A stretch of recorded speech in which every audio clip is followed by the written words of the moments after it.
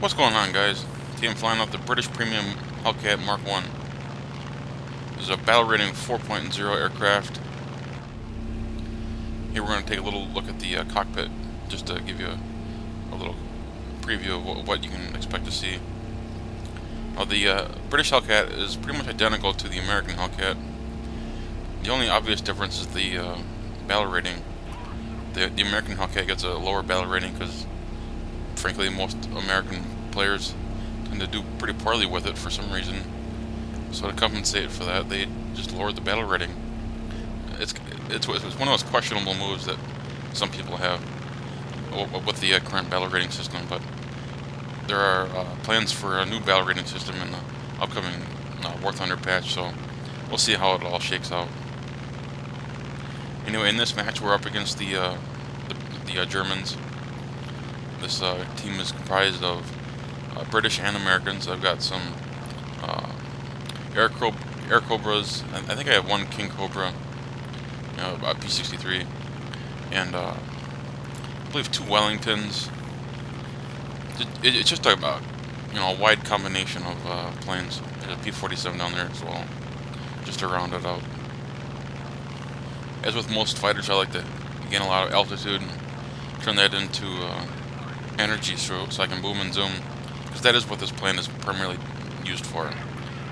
It's not a terrible turning aircraft, but it's really not what its strengths are.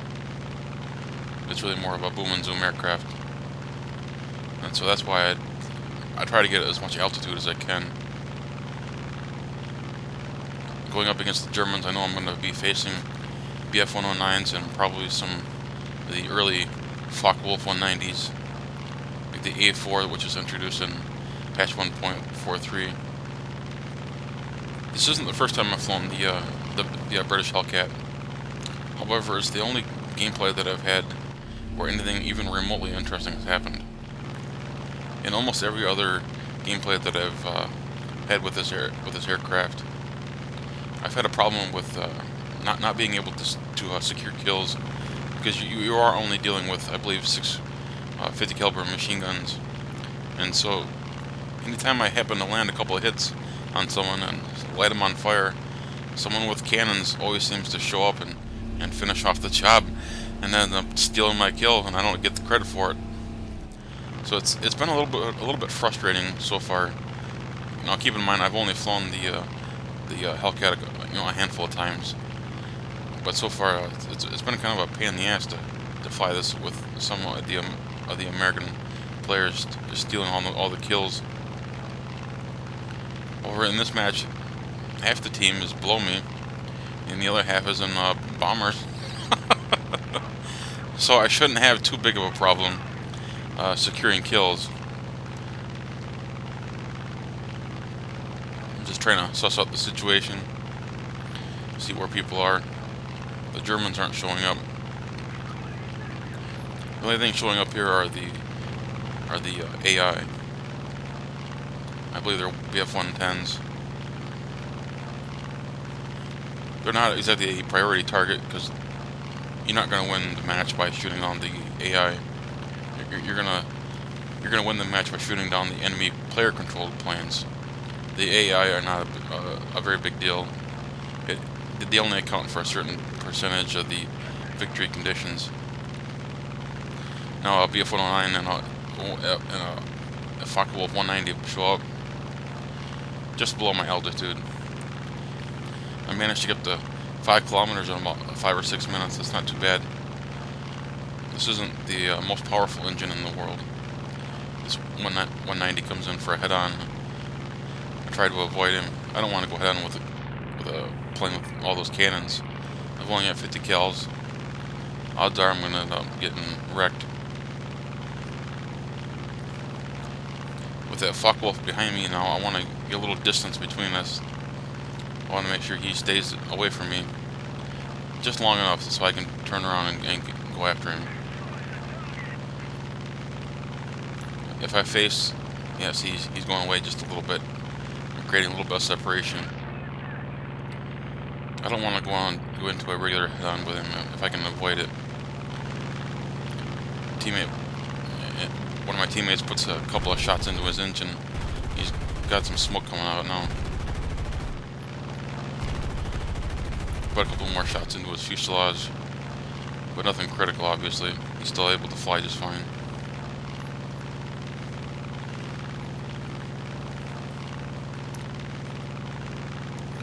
And those AI BF-110s are still up there. No, it's not a bad idea to go after them, especially since I'm in a premium plane. I can get those premium rewards. But like I said a few minutes ago, they're not a priority. I'm more interested in getting the win than getting those extra Silver Lions and Research XP. With that in mind, I cut the throttle. I want that engine temperature to go down a little bit.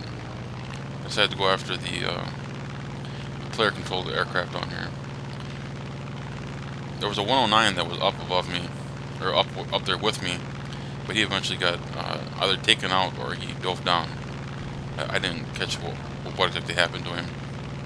But there's flak going on.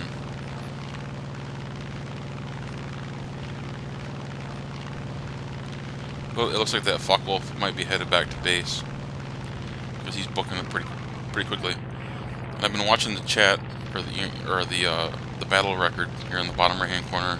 I can see a Dornier 217 has been shooting up artillery. I decided to take a better or closer look, and sure enough, got Dornier 217 and a duck down here. I'm gonna try to take down both. I can't go right down on that Dornier 217 right away because we got so much speed. If I turn too fast, I can rip my wing off. But now that I'm in a straight line, I can web. And he bails. I'm counting that as a kill, damn it. I don't care. The game doesn't register it as a kill. I think they should, actually. If someone bails from their aircraft, the nearest enemy, as long as he's within 1 kilometer, in my opinion, should get the kill.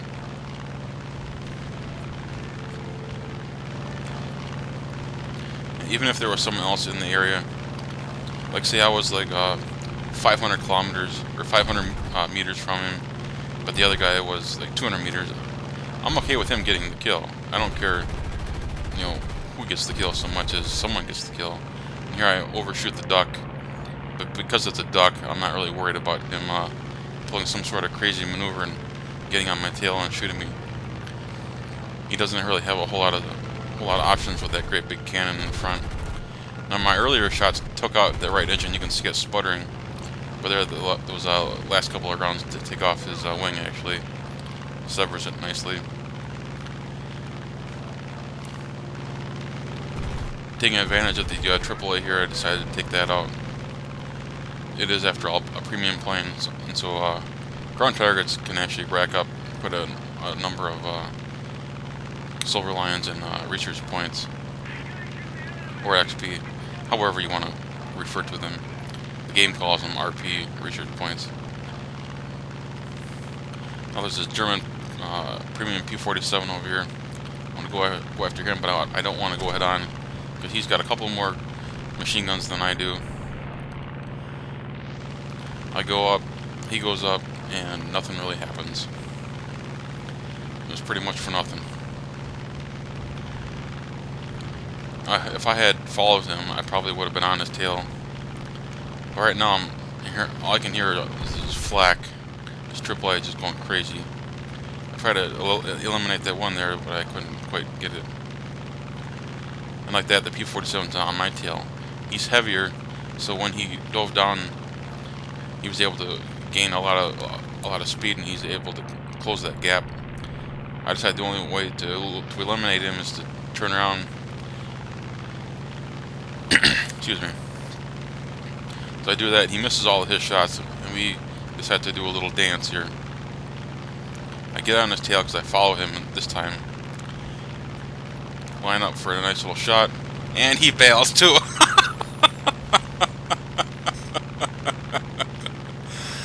That's 2 in this match. 2 guys have bailed. I've never had 2 guys bail in the same match. Oh my god. Can't believe it. Couldn't believe it. And this is really why I decided to upload this this particular match. I've never had two guys bail on me in the same match. And again, just like, you know, just to reiterate what I said a little while ago, I still think somebody should get that kill, even if it's not me, even if it's someone who was closer. I think someone should be rewarded a kill. If someone ejects, give somebody the kill. Whoever's closer, or closest, as long as they're within, you know, 1 kilometer, maybe 1.5 kilometers. I don't think most people eject until someone's within 1 kilometer. I think some of them do it just to, you know, as a rage quit kind of thing. But then some of them do it, frankly, to troll them. Anyway, guys, thanks for watching. Leave a comment in the section below. Take care, guys.